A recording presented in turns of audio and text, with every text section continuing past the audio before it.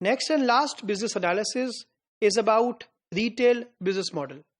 एक रिटेलर अपनी बाइंग और सेलिंग के लिए क्या बिजनेस मॉडल यूज कर रहा है, हम उसको डिस्कस करते हैं। और ये डिस्कस करना बहुत जरूरी है, इसका एनालिसिस करना बहुत जरूरी है, क्योंकि ये पूरी बेस डिफाइन करता है उस रिटेलर के बिजनेस मॉडल के लिए। हमारे पास आज के दिन के डिस्कशन के लिए 4 मॉडल्स हैं। हम 1 बाय 1 चारों मॉडल्स को क्विकली डिस्कस करेंगे और ये भी आपसे शेयर करेंगे कि which model is the best model and which model is the worst model.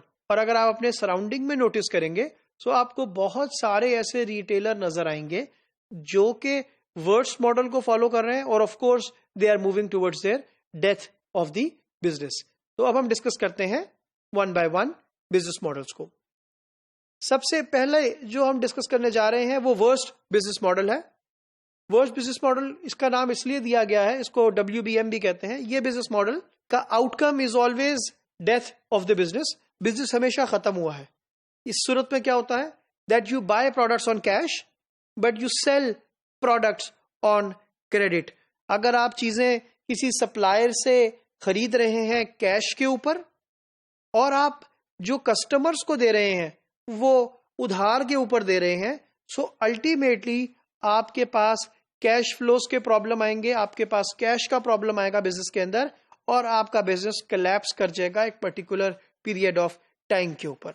तो इस तरह का बिजनेस मॉडल रिटेल के अंदर बिल्कुल भी एक्सेप्टेबल नहीं है।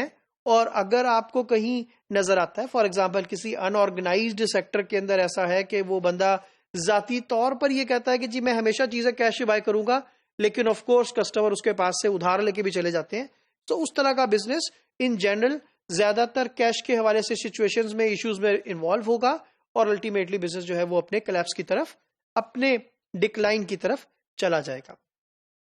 दूसरा मॉडल हमारे पास जो मौजूद है वो एक्सेप्टेबल बिजनेस मॉडल कहलाता है। इसको हम ABM भी कहते हैं। ये एक्सेप्टेबल बिजनेस मॉडल क्या है, बहुत आसान समझने के लिए, that you buy products on cash and you sell products on cash also. तो एक्सेप्टेबल लेवल क्या है कि आप प्रोडक्ट्स अगर कैश पे बाय कर रहे हैं so at least you sell them on cash, credit की इन्वॉल्वमेंट ना हो। एक्सेप्टेबल बिजनेस मॉडल के अंदर ऑफ कोर्स आपका अपना पैसा इस्तेमाल हो रहा है और रिटेल के अंदर जो मेन फिनोमिना यूज होता है वो ये है कि आपने बिजनेस को चलाना है, ऑपरेट करना है अपने पैसों से नहीं, दूसरे के पैसे से, सप्लायर के पैसे से, जिससे प्रोडक्ट्स आप बाय कर रहे हैं उसके पैसों से बिजनेस को चलाना is actually the business model. तो still the acceptable business model ये है कि अगर आप प्रोडक्ट्स को बाय करते हैं on cash and you sell the products on cash also, तो this is acceptable for everyone. Third business model की तरफ हम आते हैं which is called BBM, better business model. Better business model क्या है, that you buy product on credit and you sell product on credit also.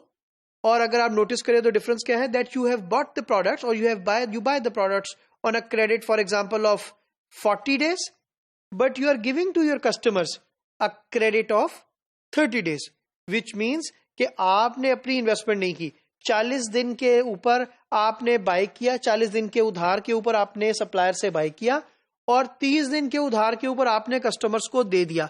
30 दिन बाद आपके पास पैसे आ गए, उस पैसे से आपने सप्लायर के पैसे उसको वापस कर दिए और अपना प्रॉफिट अपने पास रख लिया। This model is considered as better business model, क्योंकि ये एक स्कीम तैयार कर रहा है ओवरऑल आपको बेहतरी की तरफ ले जाने के लिए, आपके बिजनेस मॉडल को इंप्रूव करने के लिए। नॉर्मली इस तरह के मॉडल के अंदर कभी कभार ऐसा इशू हो जाता है कि let's say if there is a delay in payment from customer, तो ऑफ कोर्स आपका मॉडल जो है वो डिस्टर्ब होता है। अब हम डिस्कस करने लगे हैं the model in the block which is the best business model, that is the ideal model available in every kind of retail business. Or scenario is very simple, that you have to buy products on credit and you have to sell products on cash. तो यहाँ क्या करना है, आपने जब भी let's say product bye कर रही है सप्लायर से, तो maybe you are talking about 30 days credit, maybe 40 days credit, maybe 50 days credit, maybe 75 days credit from the supplier, but on the other side आपको जब प्रोडक्ट्स को sell करना है to your customer, so you have to sell them on cash. सो आप cash rich होते हैं इस तरह के बिजनेस मॉडल के अंदर. आपके बिजनेस के अंदर बिल्कुल भी इन्वेस्टमेंट, ऑपरेटिंग इन्वेस्टमेंट इन्वॉल्व नहीं होती. मर्चेंडाइज की बाइंग के लिए आपकी इन्वेस्टमेंट नहीं होती. And that is one of the reasons कि जितने टॉप इंटरनेशनल रिटेल स्टोर्स हैं वो कैश के ऊपर फोकस्ड है, कैश के ऊपर प्रोडक्ट को सेल करते हैं और बाय करते हैं from the suppliers on credit.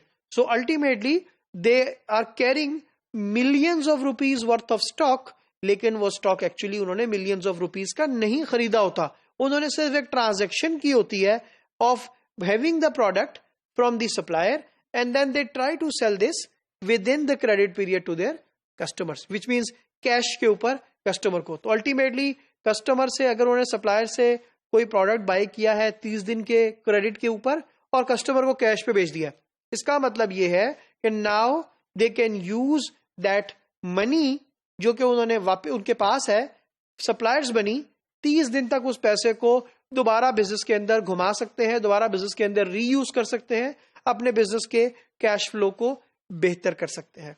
सो चारों बिजनेस मॉडल के अंदर the best business model is that you buy products on credit and you sell them on cash. That is the ideal situation. अगर एक रिटेलर इसको follow करता है तो of course वो जितनी मर्जी चाहे अपने बिजनेस के अंदर एक्सपेंशन कर सकता है, वो जितना मर्जी चाहे अपने बिजनेस को ग्रो कर सकता है, उसके वॉल्यूम्स को इंक्रीज कर सकता है, क्योंकि ऑफ कोर्स उसको इंजेक्शन ऑफ मनी रिक्वायर्ड नहीं है for the operation of the business, for buying the merchandise, for selling to the customer. So retailer का काम यह है कि बेस्ट बिजनेस मॉडल को फॉलो करेगा, success will be automatically comes to him.